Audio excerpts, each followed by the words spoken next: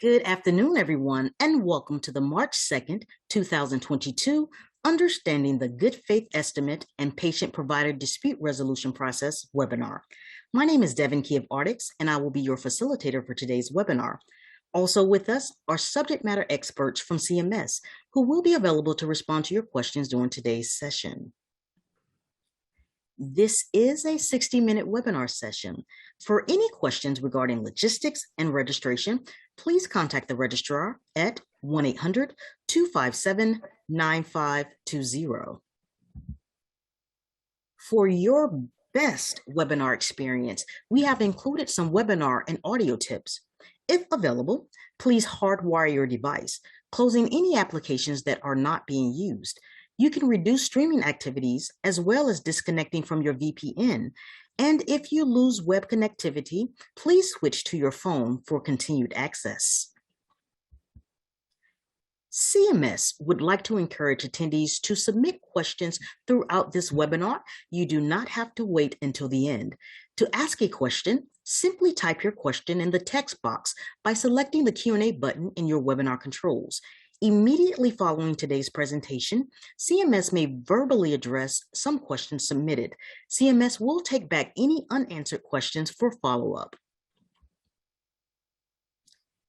On this screen, you will find today's topics. CMS will discuss marketplace updates, the No Surprises Act summary, good faith estimates for uninsured or self-pay individuals, patient-provider dispute resolution process, resources, and then we will have a Q&A moment.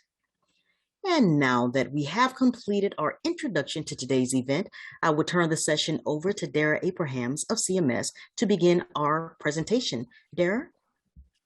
Thank you. Welcome, everybody. We need to put to the next slide. There we go.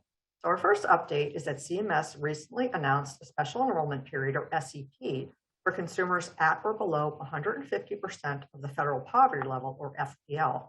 Consumers who have an estimated annual household income at or below 150% FPL in their state and are not eligible for Medicaid or CHIP may be eligible for this SEP. Please note that the annual household income at or below 150% FPL varies by state and household size. Consumers who qualify for this SEP may also qualify for more savings, such as advance payments of the Premium Tax Credit, or APTC, which was expanded through the American Rescue Plan.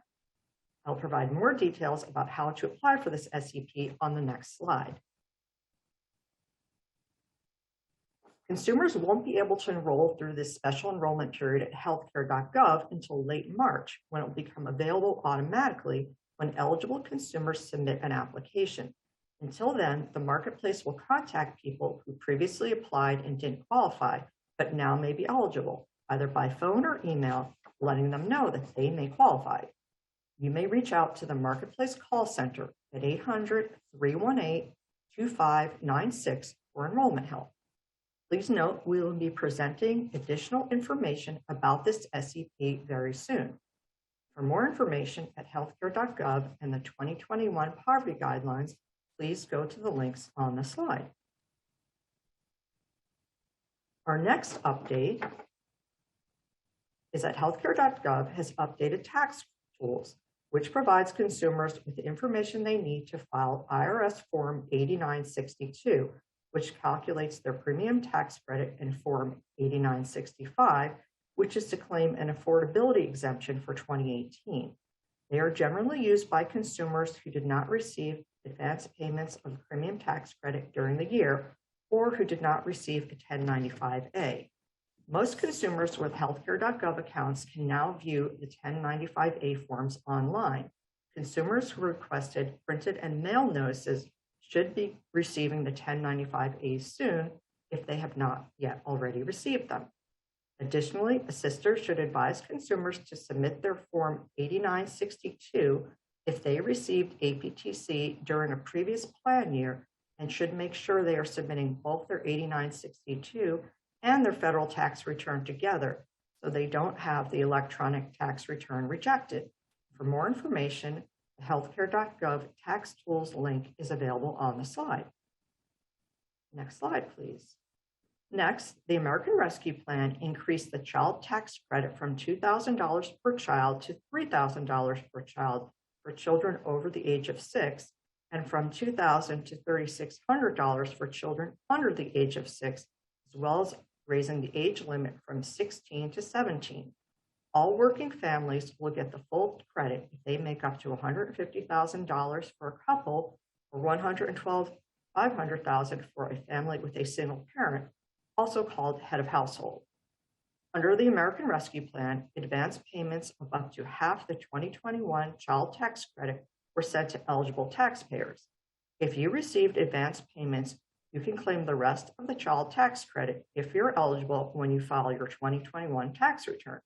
The IRS began sending the first ever monthly payments this year to families of over 61 million children from July to December of 2021.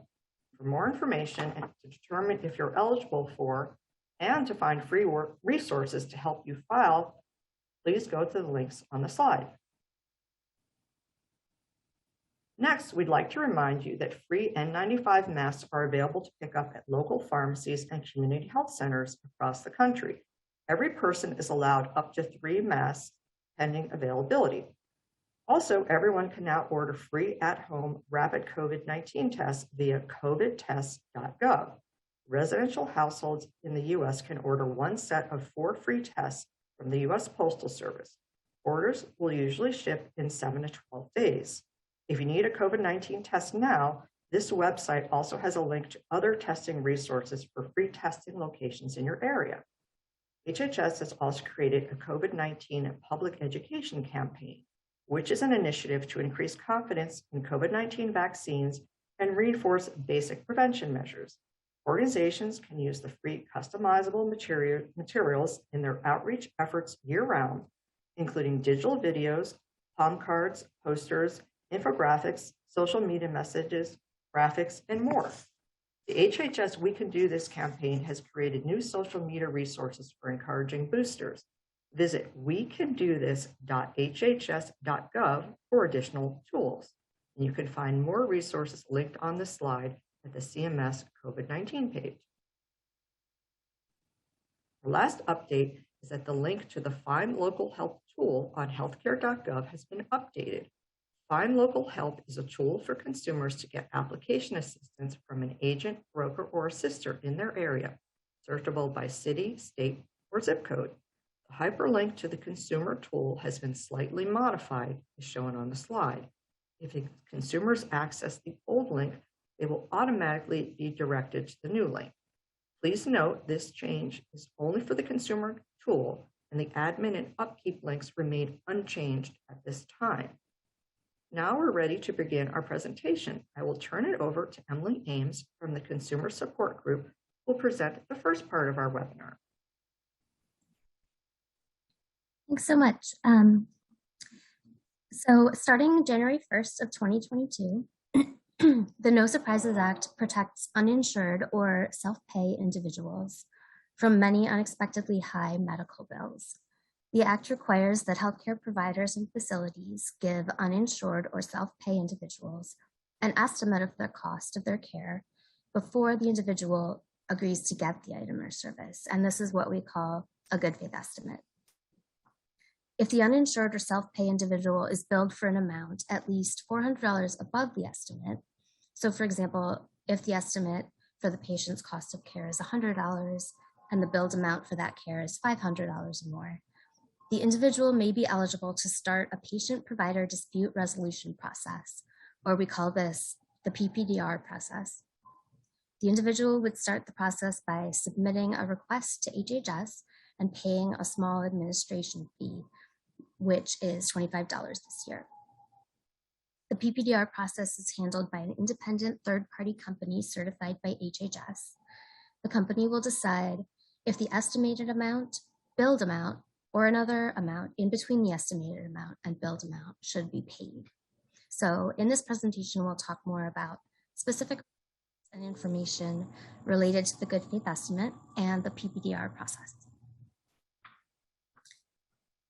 So a consumer is generally considered an uninsured or self-pay individual if they don't have health insurance or don't plan to use their insurance to pay for a medical item or service. For consumers who are uninsured or self-pay, healthcare providers or facilities must give the consumer a good faith estimate detailing what they may be charged before they receive the item or service. And the next slide has some of the main things that the good faith estimate must include. A list of items and services that the scheduling provider or facility, or we also call this the convening provider or facility, reasonably expects to provide the consumer for that period of care. And beginning in 2023, the good faith estimate will also include a list of items and services and their costs that can reasonably be expected to be given to the consumer by another provider or facility involved in the consumer's care. And we call these providers and facilities co-providers and co-facilities. So for example, pardon me, a surgeon probably expects that along with an individual's knee replacement surgery, the patient will also be given anesthesia from an anesthesiologist. So until January 1st of 2023, the good faith estimate from the surgeon for the knee replacement may not include the expected charges from the consumer's anesthesiologist. The consumers can certainly request a good faith estimate directly from the anesthesiologist. And then beginning in 2023, both the estimates for the surgery and the anesthesia must be included in a good faith estimate from the surgeon. And the next thing that the good faith estimate must include are applicable diagnosis codes and service codes. The good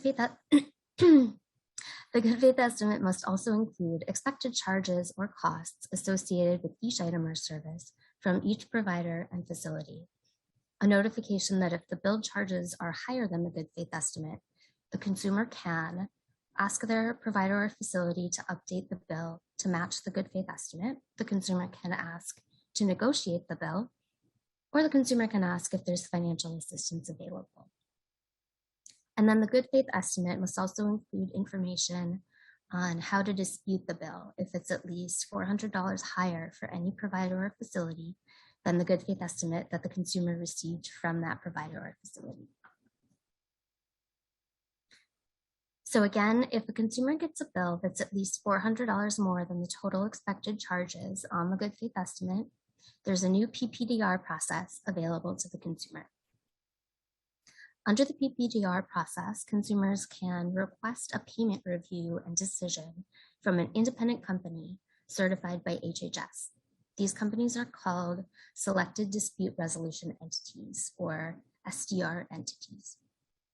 So through the PPDR process, the SDR entity will decide what amount the consumer must pay if the consumer's bill is at least $400 more than their good faith estimate. So the PPDR process is set up for people without health insurance, people with health insurance who receive an item or service that isn't covered by their plan or coverage, and people with health insurance who don't plan to use their plan or coverage to pay for a portion or all of the costs for the item or service. And just to note here that enrollees in federal healthcare programs, such as Medicaid, Medicare, or TRICARE, are not eligible to receive a good faith estimate, since there are other surprise billing protections under these programs. So people with health insurance and who are therefore not uninsured or self-pay for the purposes of the good faith estimate, those with a group health plan, which is a plan through their employer or union, group or individual health insurance coverage offered by a health insurance issuer, a federal healthcare program such as Medicaid, Medicare, or TRICARE, or a health benefits plan under a federal employees health benefits program. So people with these types of coverage generally won't receive the good faith estimate for uninsured or self-pay individuals. So again, PPDR can only be used by people with health insurance if they received a good faith estimate because they received an item or service that isn't covered by their plan or coverage, or planned not to use their plan or coverage to pay for a portion or all of the costs for the items or services. And just for context here, consumers with health insurance who plan to file a claim with their health insurance will be able to receive what's called an advanced explanation of benefits from their plans or issuers. And this advanced EOB will include the estimated portion of costs that the insured consumer will be responsible for those particular items and services. But for right now, HHS, along with the Departments of Labor and Treasury, have released guidance that defers the enforcement of this requirement until we engage in future rulemaking. So that's why the good faith estimate is only available for uninsured or self-pay individuals.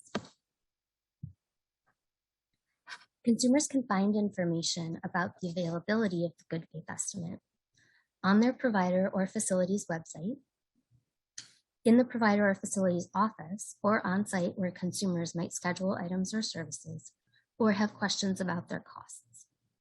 If consumers do have questions about the cost of items or services, the provider or facility must inform them, either in writing or orally, about requesting a good faith estimate. And all of this information must be available in accessible formats and languages.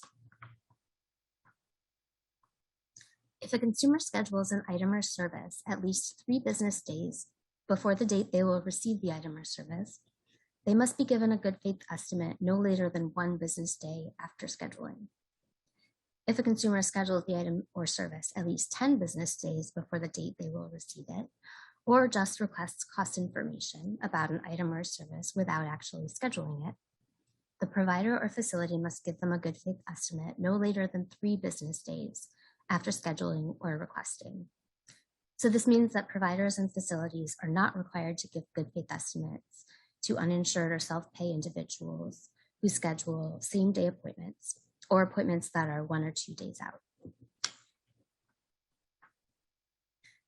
The good faith estimate, pardon me, I'm getting over a cold. The good faith estimate is not a bill.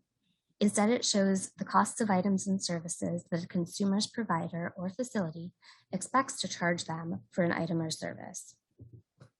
The estimate should be based on information known at the time the estimate was created, so it won't include any unknown or unexpected costs that may arise during the course of treatment. This means that a consumer could be charged more if complications or special circumstances occur. On the good faith estimate, consumers should see a list of items and services grouped by each provider or facility that includes applicable diagnosis codes, expected service codes, expected charges associated with each listed item or service for the primary provider or facility.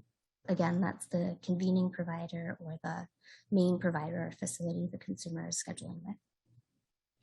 And like we talked about before, beginning in 2023, consumers should also see any expected charges associated with each listed item or service for co-providers or co-facilities. And these are other providers or facilities who will also be a part of the consumer's care, but who will bill them separately. And here we have an example of what a good faith estimate might look like. So you can see here the information that consumers should have for each listed item or service, grouped by provider or facility.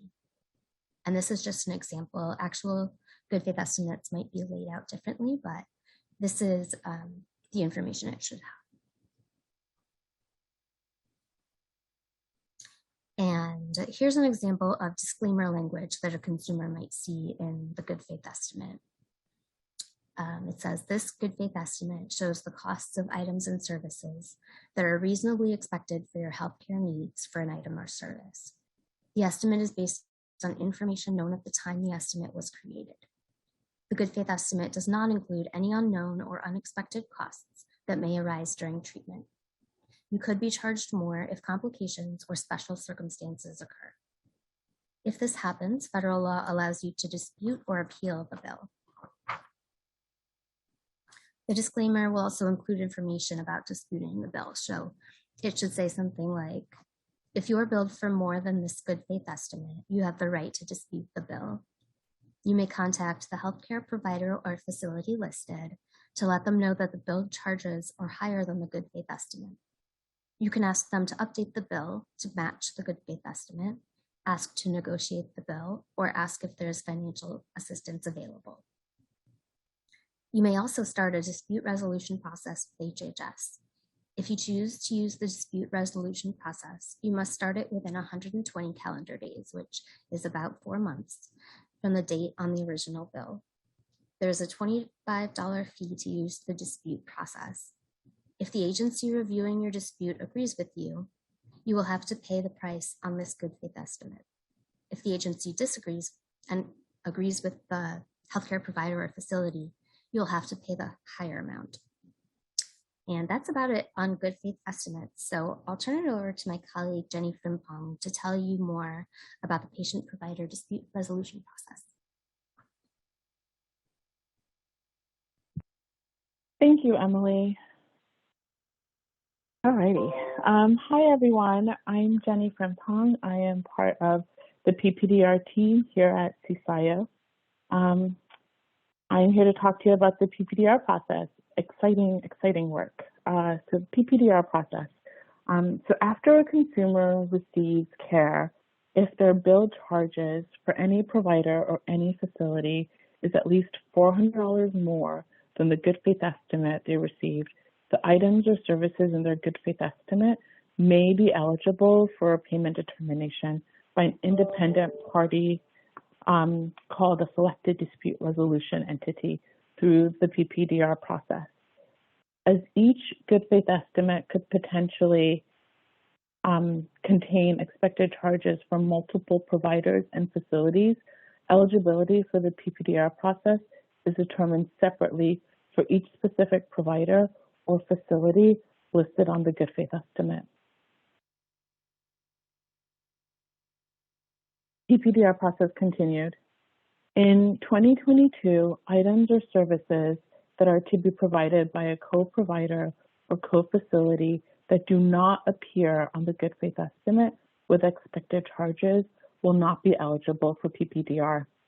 Just for this year, providers and facilities can put a range of expected costs for items or services to be provided by a co-provider or co-facility, but these items or services will not be eligible for the PPDR process because they're a range of costs rather than a single cost. Consumers can, of course, I'm sorry, can we go back to the last slide? Perfect. I think this is right. Consumers can, of course, still ask their co-provider or co-facility directly for a good faith estimate prior to their service. The co-provider and co-facility will need to provide the consumer with a good faith estimate.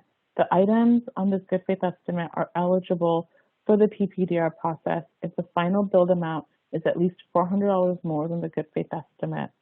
If expected charges for a co-provider and co-facility do appear on the good faith estimate as a single cost rather than a range of costs, like I mentioned before, those items or services are eligible for the PPDR process.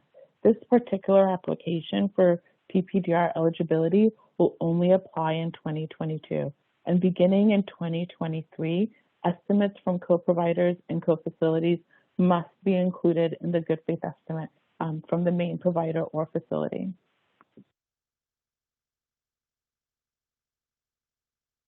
How is eligibility for PPDR determined? Eligibility for PPDR is determined separately for each unique provider or facility listed on the good faith estimate. For each provider or facility, the total expected charges for each item or services should be added up. This total amount is then compared with the total of all billed charges for the provider or facility, including billed charges for items and services that were furnished but not included in the good faith estimate to determine eligibility for PPDR. How is eligibility for PPDR determined continued? So in this example, the good faith estimate contains two providers, provider A and provider B. The total expected charges for both providers A and B equal $2,625. However, for purposes of PPDR, the total of expected charges are separated by providers. So in this case, the total expected charges for provider A equals $2,125, and the total expected charges for provider B equals $500. The bill charges for providers A and B, respectively, are compared with the total expected charges of provider A and provider B to determine whether the bill charges are eligible for PPDR, as shown in example 2. How is eligibility for PPDR determined? Continued. So this is example 2. In this example, even though the total of all bill charges for provider A, $2,400, is greater than the total of expected charges, $2,125, the difference between the bill charges and the expected charges is less than $400, meaning items provided by provider A are not eligible for PPDR.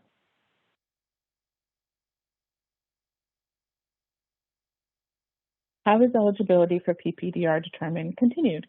So in example 3, the total of all bill charges for provider A, $2,700, is greater than the total of expected charges, $2,125, and the difference between the bill charges and expected charges is greater than $400, meaning that items provided by provider A in this example are eligible for PPDR.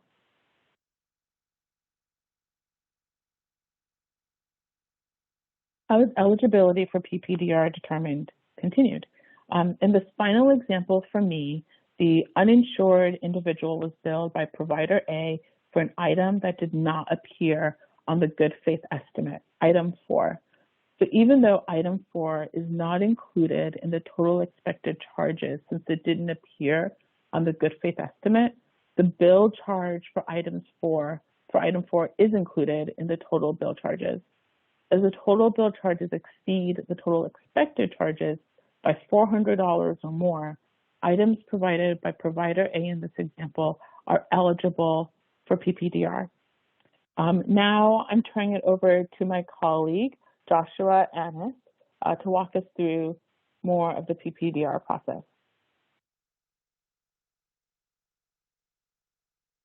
Thank you, Jenny.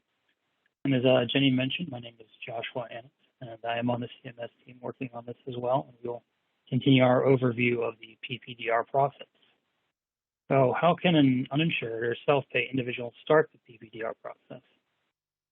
A consumer or consumer's authorized representative can start the PPDR process by submitting an initiation notice to HHS through the online federal IDR portal, by fax, or by mail.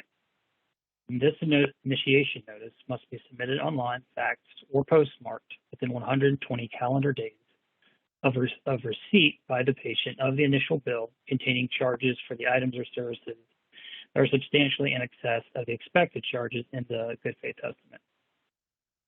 We would like to note here that HHS strongly recommends that the initiation notice be submitted through the online federal IDR portal to help ensure efficient and expeditious processing.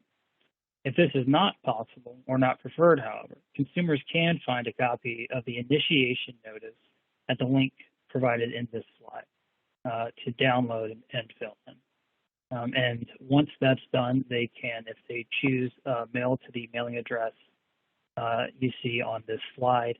That address, as well as the fax number for the selected dispute resolution entity, is also found within that dispute initiation form if they elect to send it mail or fax.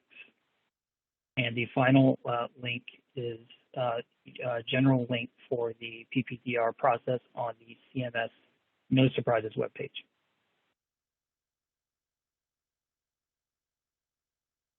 So what must be included in the initiation notice? There are 3 primary things.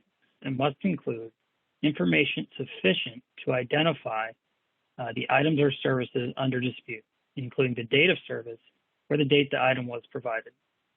A copy of the bill for the items and services under dispute, that's the second thing. And this can be a photocopy or an electronic image, like something taken from a phone, as long as it's readable or legible. And third and finally, a copy of that good faith estimate for the items and services under dispute. And just like with the bill itself, a a photo taken from a consumer's phone is perfectly fine, just as long as it's readable. What must be included in the initiation notice? But I should mention there are a couple other things here, actually. So we'll need the consumer's contact information, including name, email address, phone number, mailing address, and typical contact information for the provider or facility where the services or items were received. They will also need to state where the consumer received their items or services and the consumer's communication preference for follow-up communication, whether that be email, paper mail, or phone.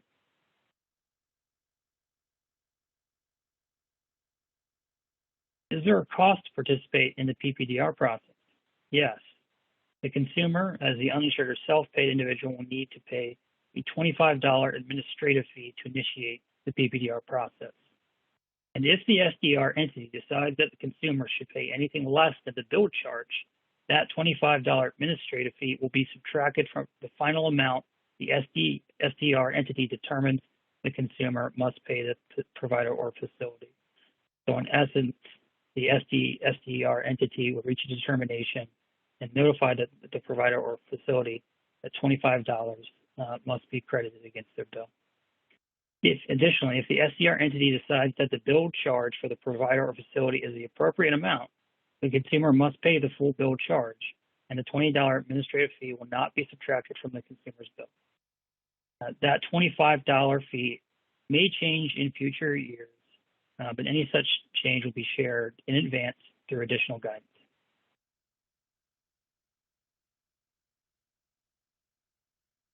So what happens after the individual submits the initiation notice and pays the fee we just mentioned?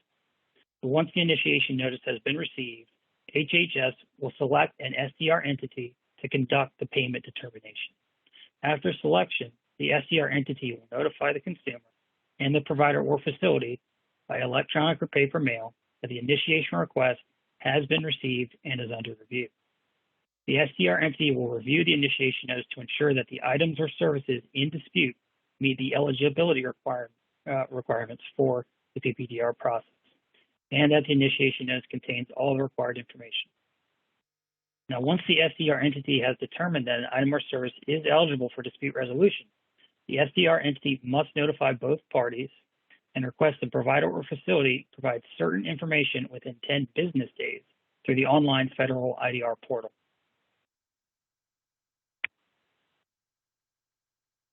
And so what happens after the individual submits the initiation notice and pays the fee? Continue. No later than 30 business days after receipt of the information from the provider, the SDR entity must make a determination regarding the amount the consumer must pay. It will be one of three things: the good faith amount, or the amount, I should say, listed in the good faith estimate, the billed amount, or third, the amount in between the good faith estimate and the billed amount. And we'll talk about what that might be in just a bit.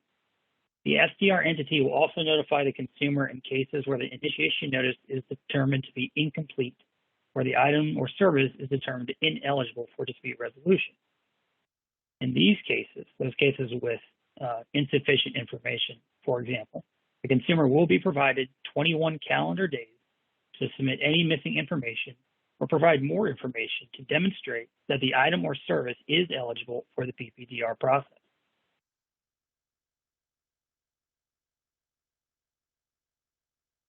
Now, how does the SDR entity determine the payment amount? I mentioned just a moment ago. So the SDR entity will review the billed charges to see if the items and services were included on the good faith estimate, as well as any documentation submitted by the uninsured or self-pay individual or their authorized representative. And then all documentation submitted by the provider or facility will determine how much the consumer must pay based on whether the provider or facility has provided credible information, demonstrate that the difference between the billed charge and the expected charge for the item or service in the good faith estimate, one, reflects the cost of a medically necessary item or service, and two, is based on unforeseen circumstances that could not have been reasonably anticipated by the provider or facility when they issued the good faith estimate.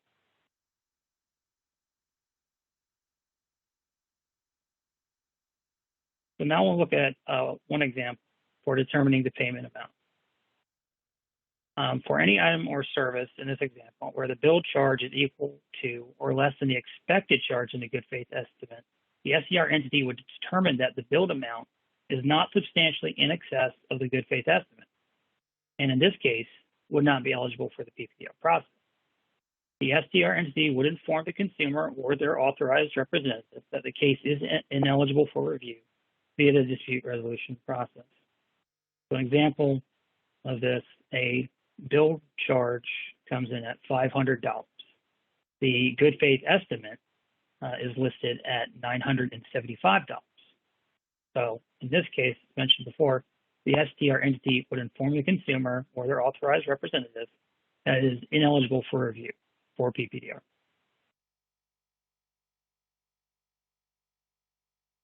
So looking at another example, for a billed item or service that was included on the good faith estimate, if the bill charge for an item or service is substantially in excess of the good faith estimate, and the SDR entity determines the provider or facility has not provided credible information that the difference between the billed charge and the good faith estimate reflects the cost of a medically necessary item or service and is based on unforeseen circumstances, the SDR entity must determine the amount to be paid by the consumer for the item or service to be equal to the good faith estimate amount. For example, the bill charge comes in at $875. The good faith estimate charge is listed at $450. So the SDR entity in this example would determine the payment amount to be $450 in consideration of the facts in the preceding paragraph.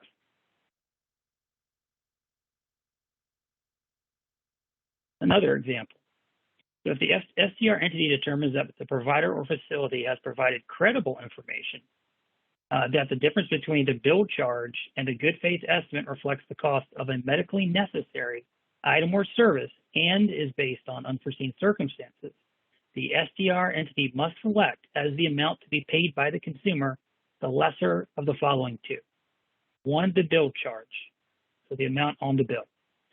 Or two, the median payment amount paid by a plan or issuer for the same or similar service by a same or similar provider in the geographic area where the services were provided as reflected in an independent database. An example of this, the bill charge comes in at $900. The good faith estimate estimates a total cost of $450 for the provider or facility in question. The SDR entity looks up the median rate reflected in an independent database and finds that for that item or service, it to be $2,000. In this case, the SDR entity determines that the provider did provide credible information justifying the higher charge. As such, the SDR entity takes the lesser of the two amounts, so that's the $900 in the bill and the $2,000 that they found in the independent database. They take the lesser of the two, which is $900, and therefore the payment amount would be $900.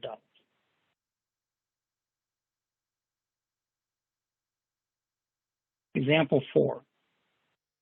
For billed items or services that are not listed on the good faith estimate, if the SDR entity determines the provider or facility did not provide credible information that demonstrates that the difference between the billed charge for the new item or service and the good faith estimate reflects the cost of a medically necessary item or service and is based on unforeseen circumstances, then the SDR entity must determine that amount to be paid for the new item or service to be equal to zero. Again, in this situation, I'll stress the bold highlighting. In this scenario, the provider or facility did not furnish credible information that demonstrated the SDRE standard.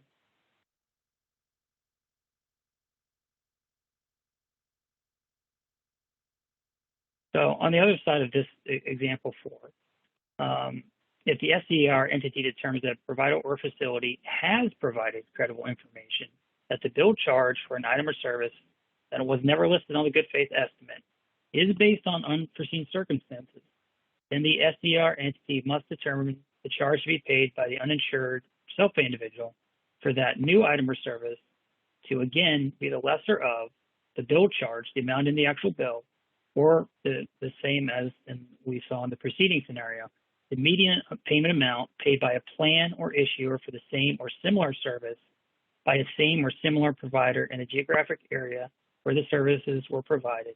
That's shown in an independent database of pricing.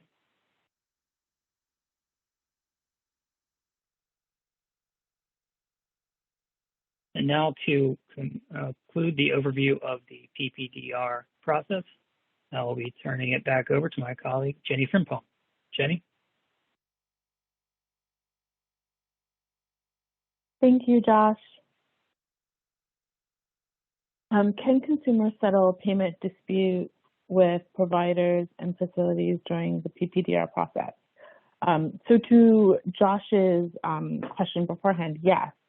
HHS recognizes that the two parties to the patient-provider dispute resolution process, so the consumer and the provider facility, can agree to resolve the dispute by settling on a payment amount outside of the PPDR process. At any point after the PPDR process has been initiated, but before a determination has been made by the SDR entity, the parties can settle the payment amount through either an offer of financial assistance or an offer to accept a lower amount, or the consumer can agree to pay the bill charges in full.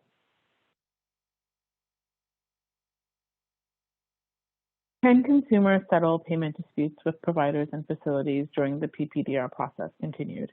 So in the event that the parties agree to settle on a payment amount, the provider facility should notify the selected dispute resolution entity through the federal IDR portal electronically or in paper form as soon as possible, but no later than 3 business days after the date of the agreement.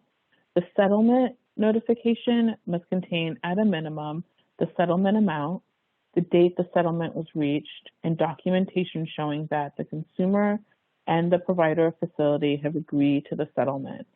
The settlement notice must also document that the provider facility has applied a reduction to the consumer's settlement amount that is equal to or at least half of the administrative fee, which currently is $12.50. And once the SDR entity receives the notification of the settlement, the SDR entity will close the dispute resolution case as settled, and the agreed upon amount will apply. And that is when the case is finally settled, or the dispute is finally settled.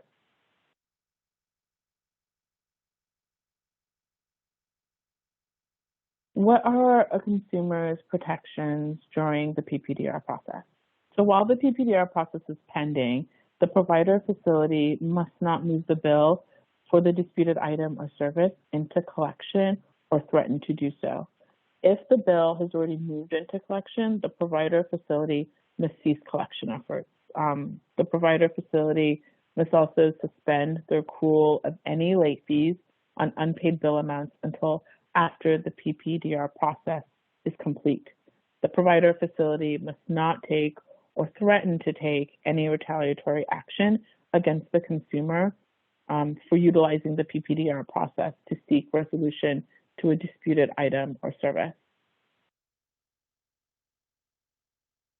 How can consumers get help with the PPDR process? So consumers can use authorized representatives to help them with the PPDR process. Consumers cannot use authorized representatives who are providers directly represented in the good faith estimate.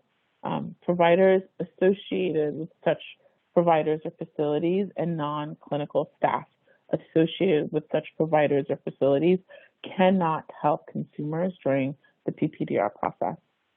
Authorized representatives from state consumer assistance programs, personal attorneys, or legal aid organizations can be used as resources for helping consumers with the PPDR process. CAPS and legal aid orgs can also serve as authorized representatives for the purpose of the PPDR process, as these organizations have experience assisting consumers with billing issues. Authorized representatives on a consumer's behalf will be allowed to submit initiation notices, to upload documents, to receive notices from HHS and the SDR entity, upload additional supporting documentation, and view the SDR entity's payment determination. Consumers can always contact the No Surprise Help Desk from 8 a.m. to 8 p.m. Eastern, 7 days a week for help. Here are some resources where you can find more information about the good faith estimate and the PPDR process. Immediately following this webinar, you will receive a survey. Please take a moment to submit any ideas, suggestions, or feedback that you may have regarding the understanding the good faith estimate and patient-provider dispute resolution process. We look forward to receiving your feedback. Once again, thank you so much for joining us today. We hope that you all have a wonderful afternoon. Thanks again.